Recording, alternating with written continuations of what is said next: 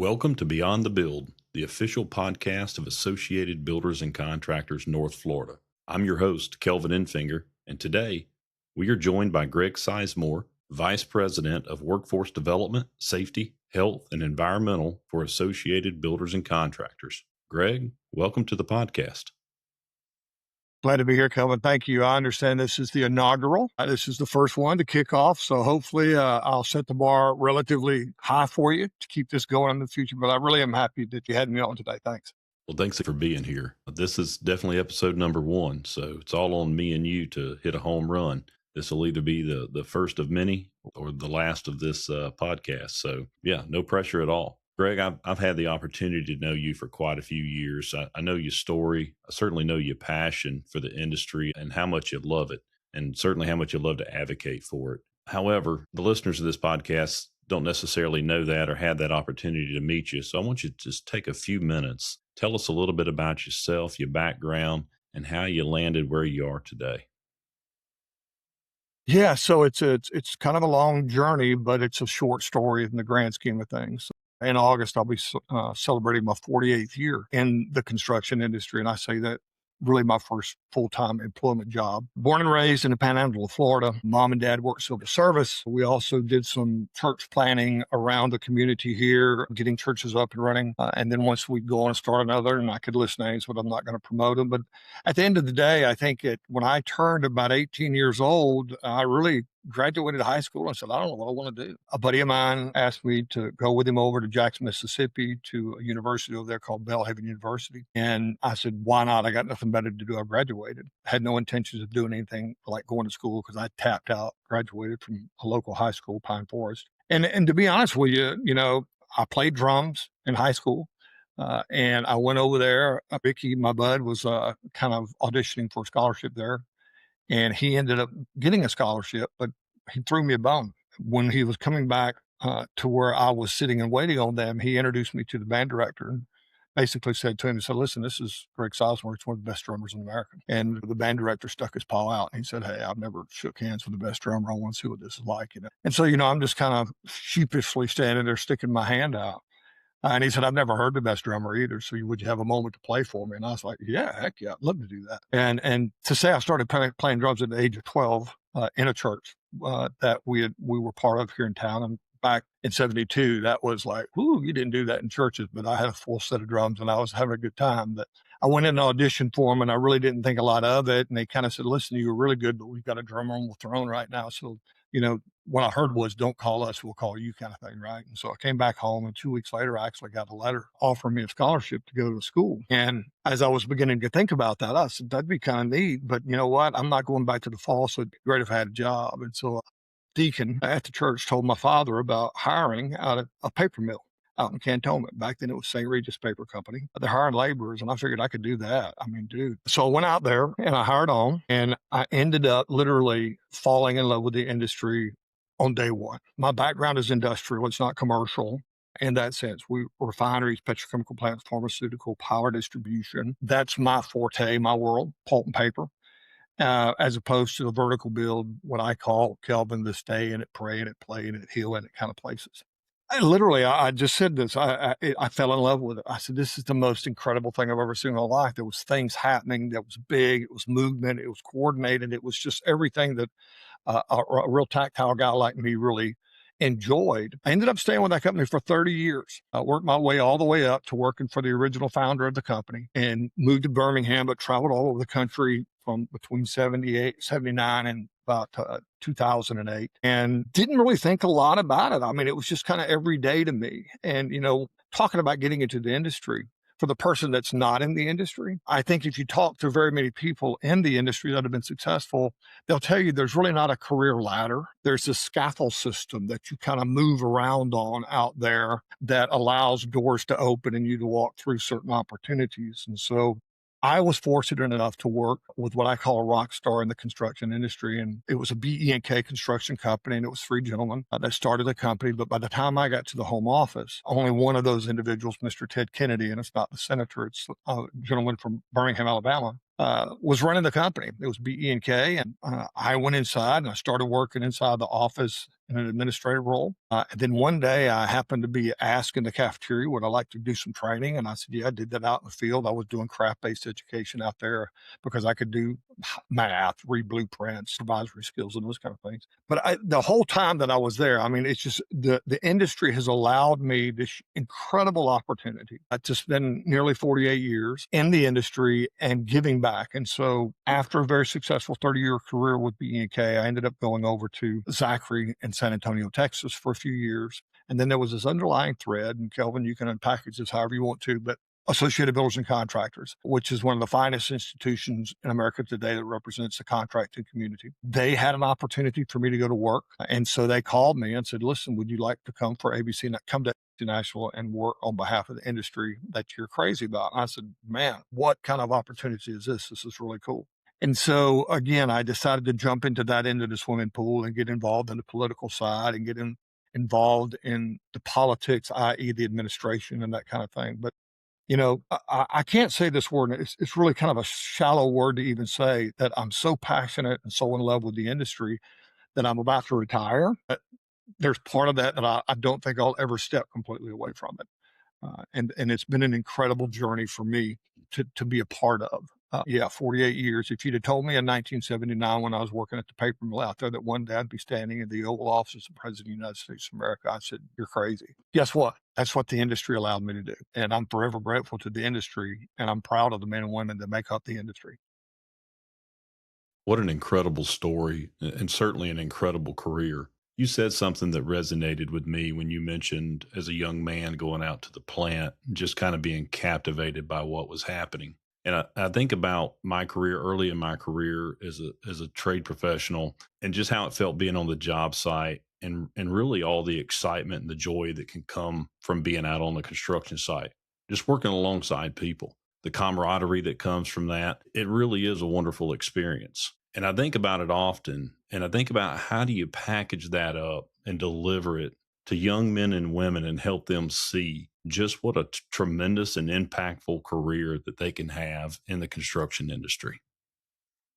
I tell people all the time, it's the greatest team sport in the world. It really is. You call it sport. Listen, these are professional athletes. These men and women that build things, that weld things, that climb things, that do all the work. These people are professionals. They have mastered their trade and they're out there doing the work, but their work is dependent on the person next to them doing their work too. And so it becomes this big orchestra, whether it starts in what I call the C-suite of the office or goes out to the concrete in the field. There is that energy of working around a bunch of really great professionals and seeing something come from nothing or something that was destroyed and rebuilt. To me, that is one of the most incredible, just overloads of what happens in our industry that if we could put it in a bottle, Kelvin, to your point, it would be incredible. Just take a drink and I guarantee you'd be all over this thing. But I think the challenge that we have, and let's talk about workforces for a second, is we don't do a good job of telling our story. We've relegated career technical education, everything from carpentry to culinary and everything from cosmetology down to painting. We've relegated that as something less than, i.e. a college degree. And the reality is I've got nothing against college. I do have challenges with it when our entire system of universities in America today graduate less than 4,000 construction management professionals a year. And I know in your organization that you could probably use another half dozen project managers or another scheduler or another estimator. So I'm not against that side of it. But I tell people all the time, I will match a bona fide 4-year licensed plumber against any CPA any day of the week, knowing that the bar is just as doggone high. And I think we just become conditioned to talk about it in certain ways and that this be the right way and that being the alternative, whereas reality, it's an equal opportunity out there for us to get in the construction industry. We just need more men and women to jump into it. I love what you said about messaging. Now, I'm going to have to correct you on something. Some of us, meaning you, are doing a great job of the messaging. So I'm going to tell a fun story real quick and go back to the first time that I was ever introduced to Greg Sizemore. I believe we were in San Antonio out at convention, and I was walking down the hall, and there was a door cracked open, and I thought there was a church service happening. So I thought there was maybe a church convention going on alongside the ABC National Conference. And so I stuck my head in the door, and it was you. And you were delivering some passion. You were bringing it in that room. And I think it might have been the project management competition, but you were delivering a message, and you were delivering it loud and clear to those students in that room. And you were telling them what they needed to hear. And you were doing a fantastic job with it. So that was my first experience to Greg Sizemore. But I had to go ask somebody. I said, who is that guy?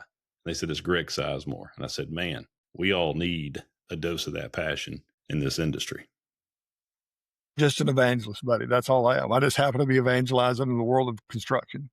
And to your point, I want the men and women that are in our industry to be proud of what they've done and the choices that they've made. And knowing that we can do nothing in America today, Kelvin, without somebody in construction doing something first. You can't drive on a road. You can't manufacture anything. You can't build, you can't have cars. You can't, all of that is dependent upon somebody doing something first. And that is the men and women, what I call the unsung heroes. They're the ones that work you never see. It's behind the walls, behind the sheetrock, in the ceilings, or in the floors. You never see it. And so out of that comes this sense of complacency that it's not there. It doesn't exist. Well, the reality is you wouldn't exist if they didn't exist and do what they did first. But yeah, I would have never dreamed that I could have the opportunity to, and I'll use my word again, evangelize on behalf of this industry. It's fun. I love it when the light bulbs go off in people. As I retire, and just full disclosure, I think I've come to this mindset that I can do all I can do up in Washington, D.C., working with the administration.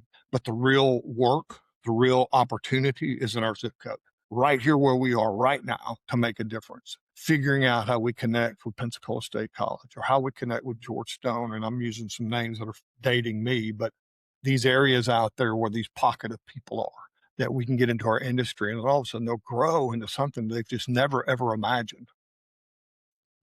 Well said, Greg. Certainly some great points. And it's a good segue into what I wanted to talk about. When it comes to ABC, we've got it going on when it comes to craft training and apprenticeship programs stood up in chapters across the country.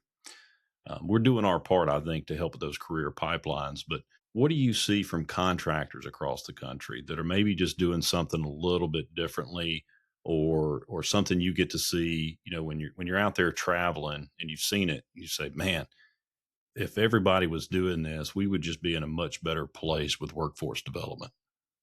It's interesting. So let me give the listeners just a little bit of context about who Associated Builders and Contractors are. We're a large trade organization that represents 23,000 member companies. Those are companies that make their living in the construction space. About 18,000 of those are actual contractors, especially contractors, subcontractors, general contractors, et cetera, et cetera. But the balance of those are people that make their business, attorneys, CPAs, all those types of individuals. But we have a very loud voice when we're in Washington, D.C. to talk about our industry. And so when I look across our network of 67 chapters, they're all across the country. Some states have multiple chapters, i.e. Florida does, and Texas, and several others. But when I look across them and see what they're doing, I want to go back to what I said a moment ago. These really successful contractors that are doing things out of the box, if you will, that is drawing. I'll give you an example. Down in Brazosport, it's down in South Texas. Down there, they have something called a career signing day. The chapter runs an incredible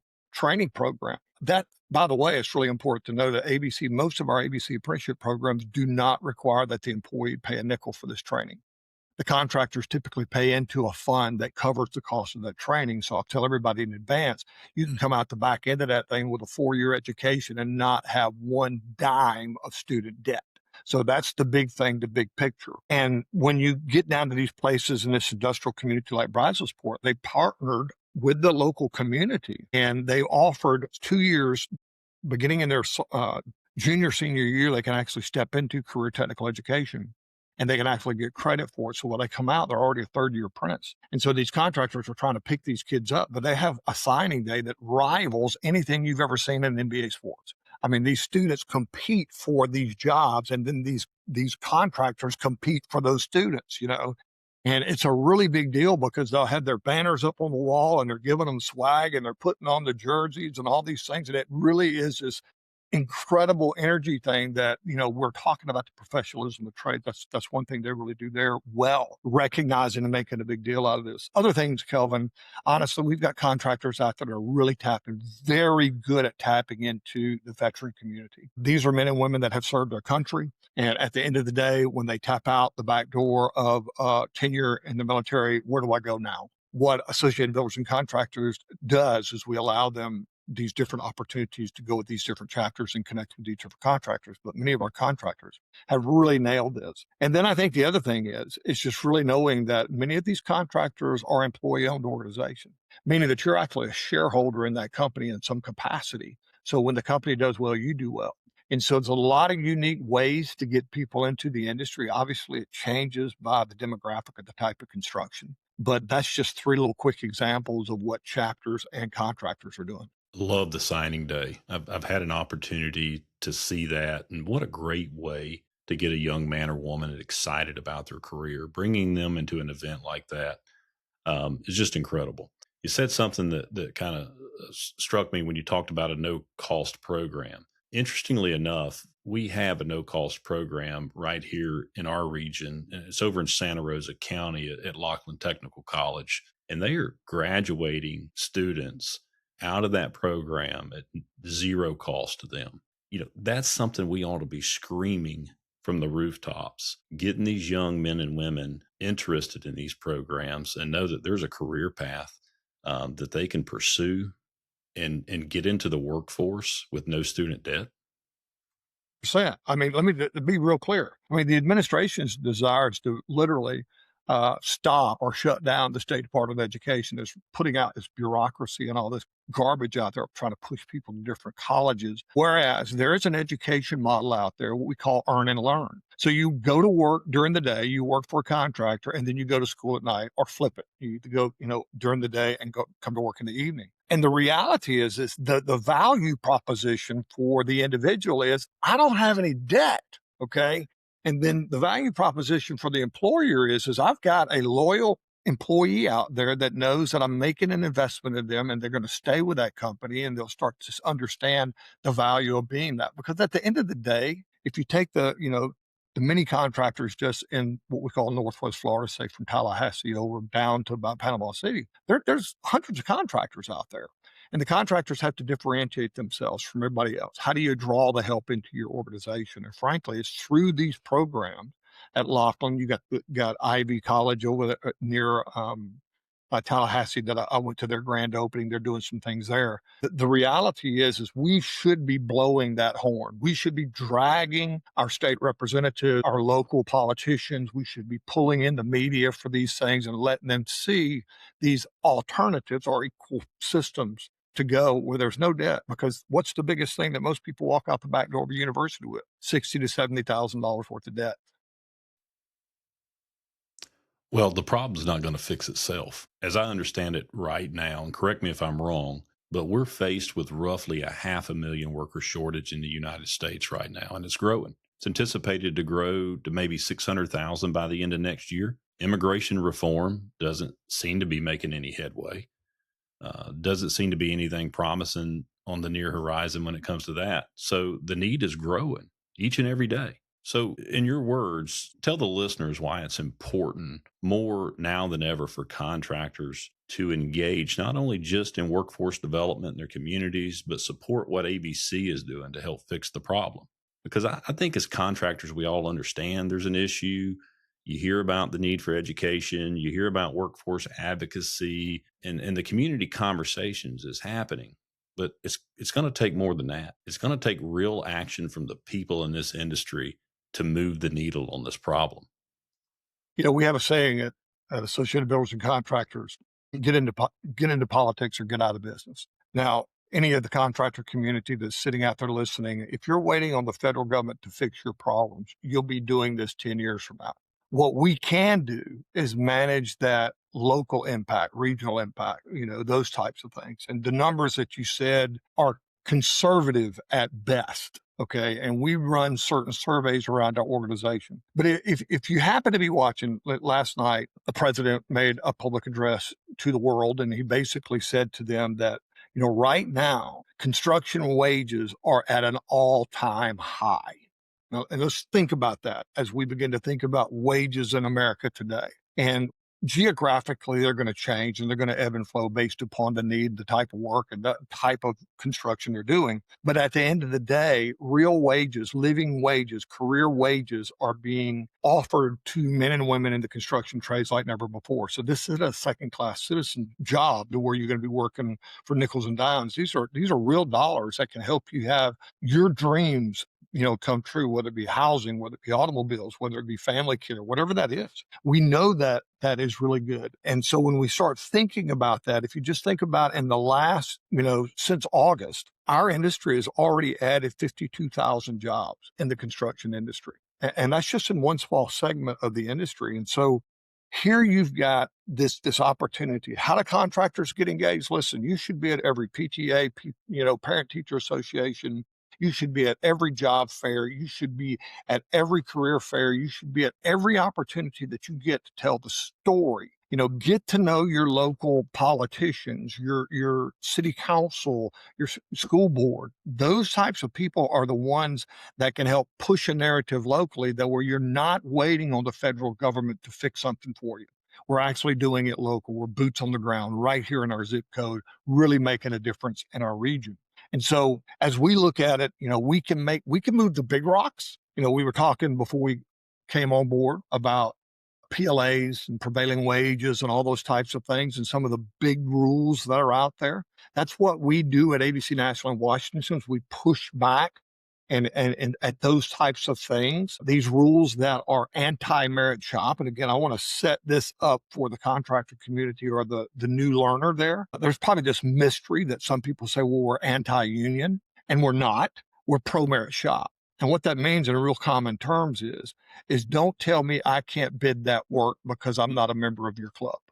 And how crazy is that to think that you could fix prices or that you could, permanent schedules and those kind of things. The reality is we are about pro-merit shop. And you know what? For the individual that's listening to this, you're not dependent upon a collective bargaining agreement where everybody is graded the same level out there. If you're good at what you do, you can get better wages. That's called meritocracy. That's being a merit shop based environment. And so when we begin to think about our world, it's we as a community must come alive and take back a narrative that has been defined for us around a career, the type of work we do. It's not hard for mom and dads that have never been around construction before to see a construction project, one of your projects going up and go, wow, that's 13 floors up and, somebody could fall. Yeah, but you spend a lot of time engineering out those opportunities for those individuals and then teaching the individuals to do the work safely. So we're not gunslingers. This isn't the wild, wild west. The contractors today, successful contractors, are doing the right things. And it's not just teaching, it's educating, and that's ongoing. And then certainly providing them with the tools and resources to do their work safely and effectively. Extremely well said, Greg. You've opened up this political conversation box, so I'm going to expand upon it. And I know there's probably some things you can or can't say, but around ABC, there's been a lot of discussion about the project labor agreements for quite some time. We know it certainly hurts our merit-based contractors that are operating in states like Florida. It's just a job killer for non-union companies. And we certainly believe in the fair and open competition. Is there any update on where we're at with that? And again, I know there's probably very little you can say, but if you could just give us just maybe a little snippet and tell us where we are and maybe where we're making any progress.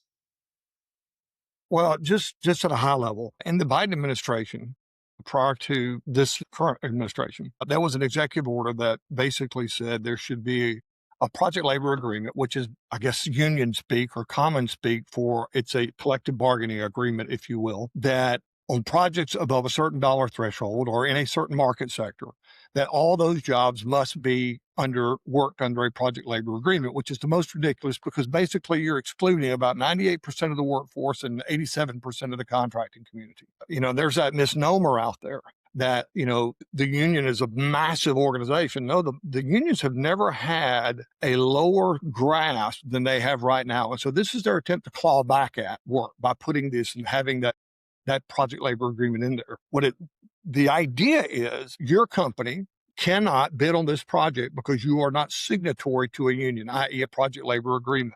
And at the end of the day, there's nothing fair about that. There's nothing level about it. You could have the best contractors, the greatest value proposition, the greatest safety programs, the greatest employee, and you couldn't bid that job because you are not going to sign on to this collective bargaining agreement, this project labor agreement, or what have you. They blame wages, that the wages they would pay us more. No, they're not. Their fringe is a lot higher than ours. So they tout that number, but that goes back into their coffers and not into the employee's pocket. And so at the end of the day, they're job killers. A little bit of narrative. We've won a few. We're in some litigation, and I'm just being as transparent as I can be. We've made some ground. We've moved the needle, to use your word from a moment ago. Particularly on what we call the Corps of Engineer projects. And a lot of our members do that. That's all the remediation work that may be happening out on Santa Rosa Island or somewhere in around the Gulf of Mexico or even in some of the bases. We made a little headway there, but on the grand scheme, we're still pushing to get that executive order repealed by the Trump administration so that it opens up the market for all contractors to try to participate in this. What it's doing right now is choking it off and saying only these can. And so again, the news headlines for us is we've actually kind of made a lot of progress. One of the judges has actually came down in favor of us, one of the lawsuits that we have out there. And I guess our statement is, ABC and the federal contractor members, which are people that work in that space, are proud of the fact that we've been able to move that needle and get that judge to fall in our favor, but we still got a long way to go to try to push back into this executive order and make sure that, the average person doesn't understand that actually we're probably paying more than union wages and more out there, but they just have a bigger platform and a bigger horn. Well, outside of pay scale, and this is something that we hear time and time again that I believe is a huge misconception. It's talking about safety and union contractors being safer than merit-based contractors. We have this metric in ABC that we use through the STEP program. Talk a little bit about the data that is collected through the years through the STEP program and how that shows how safe this industry from the merit-based contractors are in contrast to the union contractors. It's fascinating to think. Now, we began our journey, and I was part of the original journey back in 1989 when we said, listen, what are the best contractors in America really doing that affect health and safety of their workforce? Interestingly enough, like a golf score, you want your total recordable incident rate, and I'm not going to bore everybody with this, but you want that number to be as low as possible. And what we started doing was looking at the top tier contractors and what are they doing? And we began to track that year over year over year. And so when I came on board with 2015, we kind of put a Gulf of Mexico down, or Gulf of America, whatever your vernacular is, tried to boil that down and put it in a soup bowl and see what they were really doing. And out of that came this STEP process. It's an acronym. It's kind of lost its appeal, but it's STEP, which is Safety Training Evaluation Process. And I like to say it this way. If you were a gambler and you played the lottery, if I walked into you and I said, listen, I've got this program that could increase the probability of you winning this lottery by 653%, would you be interested in that? And the average person would say 100%, And so here I'm saying, if I have a program and a process that could improve your safety performance by 653%, would you be interested in it? The truth of the matter is, we know what it is, and that's what STEP is. It's based on things that are managed annually by a national committee that looks at certain things, and every year we produce something called our Safety Performance Report. You can go out to abc.org, SPR, and you can see that on our website on our safety tab. But that is a wall-to-wall. This is what happened in the last 12 months that contractors have done to really impact a low total recordable injury rate, or DART rate. And so here we've got this data out there. Now, I say this, all of this is available outside of our firewall because there's nothing proprietary about health and safety in this world. But we do know that our highest performing contractors, and again, two more data points for everybody that's listening. The national average that is tracked by the Bureau of Labor Statistics is annually posted out by OSHA or the Department of Labor. The industry average right now for an incident rate is about 2.9, 2.7, 2.9. That's all construction. Okay. And we've got contractors against that 2.7, 2.9 that are at a 0.4. That's a 653% drop. That means they're 653% better than the average contractor in America that's doing what they're doing. So to the ABC members, I'm telling you here, if you're not involved in STEP, you need to get in, because it really is a set of guardrails that pushes back at that narrative that you're a bunch of gunslingers, that you're putting personal profits over personnel safety. We know that's not true, but this is real empirical evidence that we use. And we use that data on the Hill when we're pushing back at that narrative by the others that would say they're all a bunch of unsafe folks. Our safety processes and systems are out there. They're available for our contractors. They don't cost them a nickel. It's just there. And at the end of the day, that is the way we're able to demonstrate that our contractors are safer. Here's the last thing I'll make on that point. Number one, a union doesn't employ anybody. Union contractors do. Okay. Merit shop contractors do. Show me their measure. Show me what they're doing. I don't want to look at the union. I want to look at the union contractors. Now, the reality is ABC's got both union contractors and non-union. We have a lot more called double-breasted, but the safety processes are the same. And one last thing I'll say about that, Kelvin, is we've really tried to put the health back into this thing. If we learned one thing, the other side of COVID is that the whole landscape of health changed, health, hygiene, and all that. We seem to think that, a safety belt, the harness, and face shields, that seems to be the thing. Listen, running water, all the things, sanitation, hygiene, those are things that are going to make us difference makers in the industry now. Greg, I love the program. We've been participating for quite a few years now. The questions in STEP will certainly challenge you to take a look at your culture and just your safety program in general. I'd use it for a variety of things, whether it's just working through a safety committee meeting or just evaluating our program in general to see maybe where we have some areas that we can improve. And we've seen the fruits of that. I think we started at gold and now we're at diamond level this year. So I've personally seen how we've improved in our culture and our program of what we're doing here internally to make steps in the right direction by using this free tool that ABC offers. Pun intended. It really is steps in the right direction, right? But even when you think about coming into this program and you achieve a goal, now there's algorithms behind the deal is we are giving you the roadmap. Here are the things that the highest performing contractors in America do. And if you can do these things, your safety performance will improve. And as a result of that, there's no reason, or the byline for that is measure, strengthen, and build, which is exactly what you just said a second ago.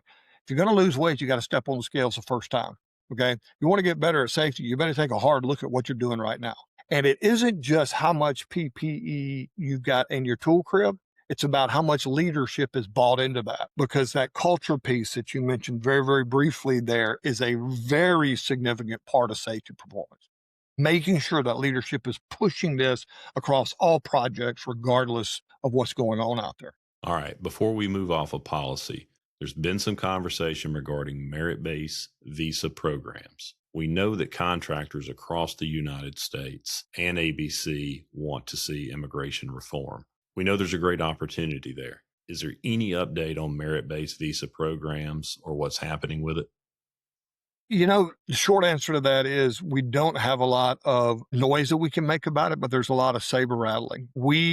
The way things work in Washington around this space is literally, to get a merit-based visa program in place, you've got to get enough of the senators and the House representatives to kind of buy into this. And so right now we're garnering and working with a lot of people to try to build up a collective mass of movement around this issue. Listen, in a shortage, if you've got talented people that can do the work, we ought to find out a way to give them the opportunity to go to work in America.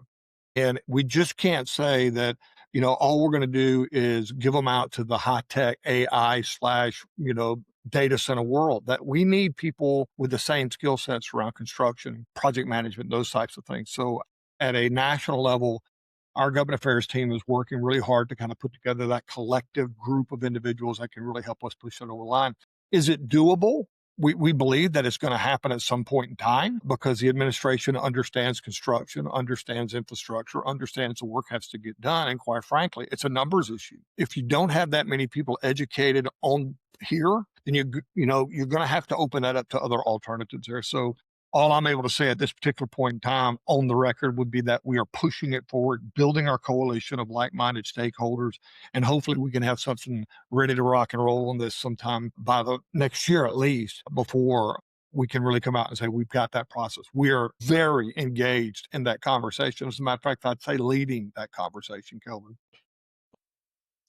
Well, thank you for sharing what you can, and we certainly appreciate the work ABC is doing, looking for solutions, trying to move this thing in the right direction. Real quick, I know you spend a lot of time in the DOL office. Anything coming down the pipeline that a contractor might need to be aware of, say in the next 12 or 24 months? Anything stirring up over there, evolving, something new that we should be on the lookout for?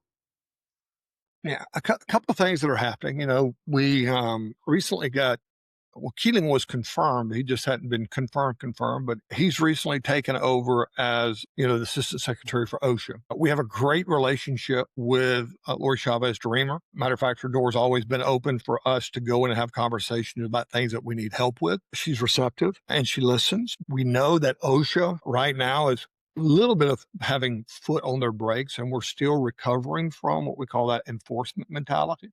And it seems like, just for the average listener out there, if you go one administration or you go to enforcement or an assistance enforcement, and we just came out of an enforcement, and Keeling's nature towards this is more about assistance. How do we fix these things rather than let me fine you for these things? And the reality is there's a couple of issues out there around heat, and that's going to fall right into Florida. We're big on that list of Florida, Texas, Arizona, states that are high heat, high humidity, and they're looking to these states for feedback and what's going on. And so we're intimately engaged in providing a lot of context around the questions that OSHA may have around the heat index and the types of, I guess you'd say, the requirements they're asking. Some of them are kind of crazy. And I say this because you have to think about it. Sometimes you just can't put a shade out where somebody's working, but you can put it off to the side a little bit where they can get what we call water rest shade breaks. Having mandatory, they're pushing that, and we're like, no, you can't do that mandatory, because if I'm in the middle of a concrete pour,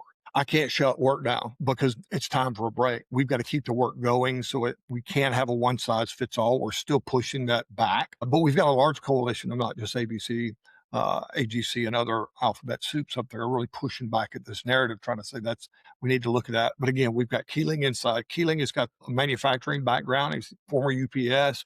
He's been around the block a time or two, understands contractor community, and so we're looking at developing that relationship after the first year that he's on board. State Department of Education is another group that I work with on a regular basis. Again, at a Fed level, they do a lot of grant money. They send out a lot of dollars, if you will, to schools, and we're talking to them about really putting that towards career technical education, or having some sort of contingency in there for those dollars, that some of those dollars can be spent. Many of those dollars, if they go into schools now, they're geared towards the higher education side of things. But we'd like to see more of a conditional acceptance of expenditures towards career technical education, increasing the wages of the instructors, making sure we got the right equipment in the laboratory so they can buy these things. You don't want them using tools that are 100 years old and they go out on your job and they go, wow, I've never seen this tool before in my life. So we're working with them to try to look on different types of, I guess you'd call, requirements and guidelines to help us get more money out to our career technical partners out there. And then again, apprenticeship standards. We're really looking at trying to improve the footprint of what we call hybrid credentials. Those are credentials that aren't beholden to, and this is back to DOL, holding to a pure craft. In other words, an electrician in an industrial world will probably never put in a 110-volt receptacle in their entire career, but they will hook up 15 kVA, pull, big red, put cable tray installs. I mean, it's just a different world, and we call those hybrid credentials that these people should get credit for. Okay, so DOL is looking at that. That's one thing we're really promoting in that part of the world, and what we call industry recognized apprenticeship programs. It's the things that add value to your organization, right? It's the things that your people do, and let's build a credential around that so that that individual can go out there and be gainfully employed in the community working for your organization. And they're not beholden to every type of carpentry. Your carpenters at your organization probably don't hang that many cabinets. But if you go to a 4-year apprenticeship program in carpentry, you're going to learn detailed carpentry, and that's not necessarily needed in your world. So getting them to look at different types of apprenticeship models is a really big part of what we're doing up there too. It's so interesting. Everything you just mentioned is rooted in common sense. I mean, our approach to just about everything we do is really a common sense approach, and how important it is to have folks in DC that can see just how simple some of these issues are that we're talking about and trying to address. And having you there to fight for common sense is some that certainly doesn't go unnoticed, and it's certainly been appreciated. We're getting long on time. I'm going to wrap it up with two questions that I think is going to be extremely easy questions for you, and I think you'll enjoy answering them. So, give me some advice to the next generation of builders that's coming behind us. Be a disciple. We're the best kept secret in the world. We literally are. We're not the first choice. We're not the first thing with that. We're the best kept secret. If I ask one or 100, how did you get into the industry? It's almost like, well, my grandfather did, my dad did, and my uncle did. I was looking at it, found it. No, we're best kept secret. Make some noise. Make disciples. Okay, get out there and be the evangelist for the industry, because I look at them when I'm out there. I'll soon be, just turned 65 years old. I'm their grandfather in a high school. Okay. I need somebody who's 26 years old, hanging their heel off the brush guard of a King Ranch truck, and talking about the opportunities. So find those people in your organization that reflect what the next generation's going to look like, and then let them disciple them in a way that they understand that this is an incredible opportunity, because idiots don't do what we do. Buildings are all I mean, you guys are building them all over, Florida here, and I'm looking at this going, yeah, those are really bright people. Those are really smart folks that are doing that. And be a disciple. That's the thing. Everybody needs to be a disciple for the industry. I love it. Spreading the message generation to generation. How important that is, that a young man can have an impact on another young man. It's much different than the impact that you and I can have. So great insight. So let's continue to drill that into the next generation to get them out there, get them talking about it, spreading the message of just what a great industry this is. And that's going to lead me into the final question. In your words, why do you believe today that construction remains one of the greatest industries in America? If I can do it, anybody can. Listen, I wasn't the smartest kid in school, but I'm telling you, if you have dreams, get into construction, because you can start off working in construction as a trade professional. In 7 years, I can tell you person after person after person that now owns their own construction company, because they started off in the trades and now they own multiple location companies up in the Northeast, the Midwest. 10 years ago, they were working for somebody else. Today, they have people working for them. The endless opportunities that are available in the industry for the men and women to do something and own, the entrepreneurial spirit is what we're all about. And so the truth for us all, if I can do it, listen, I ain't that good looking. That's what I told you before. I got a face for radio, Bo. I'm good in podcast arena. The truth is anybody, if you've got the initiative and got the heart and you want to make this thing happen, sky's the limit, man. It's the best sky floor you've ever seen in the world. It's not a ladder. That's not a ladder. Well, you and I are both safe. This is an audio only podcast, so that should help us hit a home run with this one. Great conversation, Greg. I love your insights. I love your passion. It's always great talking with you and just catching up with you. Let me just say, from ABC North Florida and the members here in the Panhandle that I talk with and I'm surrounded by, thank you for everything you've done. I know you're not retiring yet, but I know you're getting close, and I just want you to know that we appreciate you and all the work that you've done. We wish you well on your retirement years that are coming ahead, and if you want to stay involved in an ABC chapter, I bet I know one that would be glad to have you. Yeah, I don't call any names, but I think I do too. So the matter is, listen, I'm never going to stop talking about the industry. I mean, if you give me a box to stand on, I'm going to talk about it. And the truth is, whether it's locally or whether it's nationally, it's the right thing to do. And just remember this: nobody can do anything in America without somebody in construction doing something first. It's so good. I've been saying it for years that we touch all corners of life. Everything we have, everything we use, every services in some shape, form, or fashion it all involved a contractor. So thanks for sharing that. Greg, again, thank you. It's great talking with you. Take care of yourself, and let's catch up again real soon. Thank you, Mike.